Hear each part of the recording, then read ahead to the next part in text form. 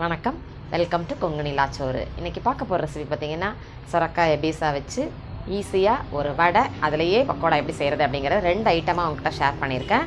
ஈஸியாக ட்ரை பண்ணலாம். ரொம்ப ஹெல்த்தியான ரெசிபி. நீர் கண்டென்ட் அதிகமாக இருக்கறனால வெயில் காலத்துக்கு அந்த சொரக்காயில் உள்ள நீர் சத்து அதிகமாக இருக்கிறதுனால அந்த சொரக்காய் எந்த அளவுக்கு எந்தெந்த விதத்தில் எப்படி செஞ்சு சாப்பிட்லாம் அப்படிங்கிறது ரொம்ப ஈஸியாக ஷேர் பண்ணியிருக்கேன். வாங்க அந்த வடையும் பக்கோடாவும் எப்படி செய்கிறதுன்னு வாங்க பார்க்கலாம்.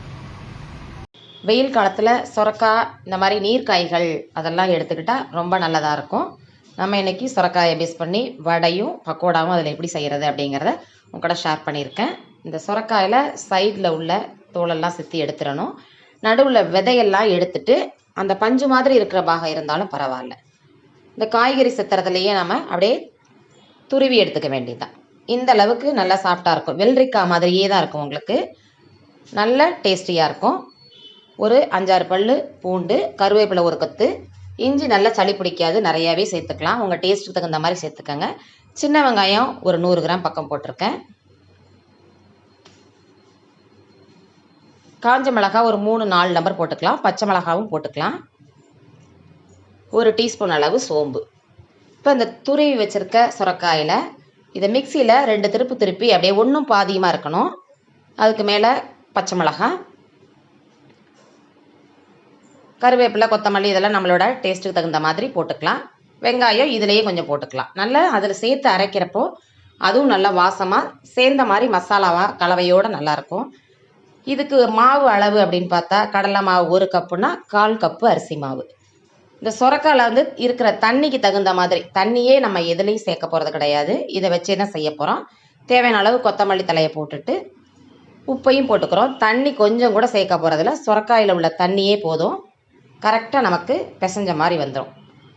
1 டம்ளர் கடலை மாவு அப்படின்னா 1/4 பங்கு அரிசி மாவு போட்டால் கரெக்டாக நல்லா கிறிஸ்பியாக இருக்கும். நம்ம வடை தட்டுற பக்குவத்துக்கு கொண்டு வந்துக்க வேண்டியதுதான். கொஞ்சம் முன்ன பின்ன கூட்டி குறைச்சி போட்டுக்கலாம். இப்போ எண்ணெயை காய வச்சுட்டு கொஞ்சம் மிதமான தீயில அப்படியே நம்ம பொரித்து எடுத்துக்க வேண்டியதுதான்.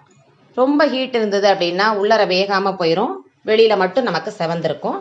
அதனால் ஒரு மிதமான சூட்டில் சிம்மிலையே கொஞ்சம் குறைச்சி வச்ச மாதிரி நம்ம அப்படியே எடுத்துக்க வேண்டியதான். இது லஞ்சுக்கு ரச சாதம், சாம்பார் சாதம் இந்த இதுக்கு ரொம்ப சூட்டபுளாக இருக்கும்.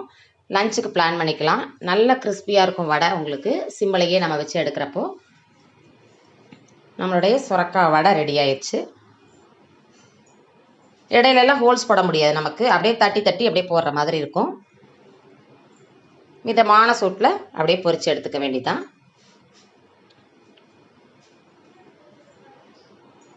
நம்மளுடைய சொரக்காய் வடை ரெடி ஆயிடுச்சு. இதை அப்படியே நம்ம பக்கோடா மாதிரி போடணும் அப்படின்னா பக்கோடா மாதிரி அப்படியே அதே மாவுலேயே போட வேண்டியதுதான். அப்படியே கிள்ளி அப்படியே போட வேண்டியதுதான்.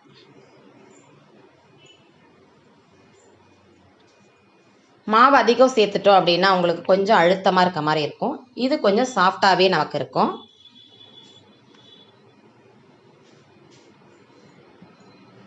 நல்ல கிறிஸ்பியாக நல்லா மொறுன்னு நமக்கு குழந்தைங்க ஈஸியாக சொரக்காய் வடை பக்கோடா அப்படிங்கிறதே தெரியாது வெளியில். அந்த அளவுக்கு நல்ல டேஸ்டியாக இருக்கும். ரொம்ப விரும்பி சாப்பிடுவாங்க. நம்மளுடைய சொரக்காய் பக்கோடாவும் ரெடி ஆயிடுச்சு. ஒரே மாவில் 2 ரெசிப்பியும் பார்த்துடலாம். நல்ல டேஸ்டியான சொரக்காய் வடையும் பக்கோடாவையும் செஞ்சு பார்த்துட்டு கமெண்டில் எப்படி இருக்குன்னு ஃபீட்பேக் சொல்லுங்கள். என்னோடய வீடியோ பிடிச்சிருந்தா லைக்கு ஷேர் பண்ணி விடுங்க, கமெண்ட் பண்ணுங்கள், சப்போர்ட் பண்ணுங்கள். நெக்ஸ்ட்டு ஒரு ரெசிப்பியில் பார்க்கலாங்க.